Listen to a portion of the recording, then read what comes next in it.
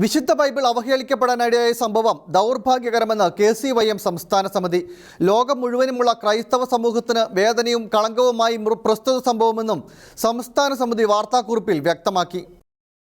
ക്രൈസ്തവരുടെ വിശുദ്ധ ഗ്രന്ഥമായ ബൈബിളിനെ അവഹേളിക്കുകയും എണ്ണയൊഴിച്ച് കത്തിക്കുന്ന വീഡിയോ സോഷ്യൽ മീഡിയയിൽ പ്രചരിപ്പിക്കുകയും ചെയ്ത സംഭവം അതീവ ദൗർഭാഗ്യകരവും വേദനാജനകവുമാണ്. കേരളത്തിൽ വർദ്ധിച്ചുകൊണ്ടിരിക്കുന്ന തീവ്രവാദ ചിന്താഗതികളുടെയും അസഹിഷ്ണുതയുടെയും ബാഹ്യ സൂചന കൂടിയാണ് ഇത്തരം സംഭവങ്ങൾ. മതമൈത്രിയും സാമൂഹ്യ സൗഹാർദ്ദം തുറക്കുന്ന ഇത്തരം പ്രവർത്തനങ്ങൾക്കെതിരെ സാമൂഹിക സാമുദായിക നേതൃത്വങ്ങൾ ഒറ്റക്കെട്ടായി നിലകൊള്ളേണ്ടതുണ്ടെന്നും KCYM സംസ്ഥാന സമിതി വാർത്താക്കുറിപ്പിൽ വ്യക്തമാക്കി. തീവ്രവാദ ചിന്തകൾ വിതച്ച് ഈ സമൂഹത്തെ വിഷലിപ്തമാക്കുന്ന ശക്തികളെയും വ്യക്തികളെയും തിരിച്ചറിഞ്ഞ് ഒറ്റപ്പെടുത്തുവാനും അകറ്റി നിർത്തുവാനും സമുദായ നേതൃത്വങ്ങൾ തയ്യാറാകണം.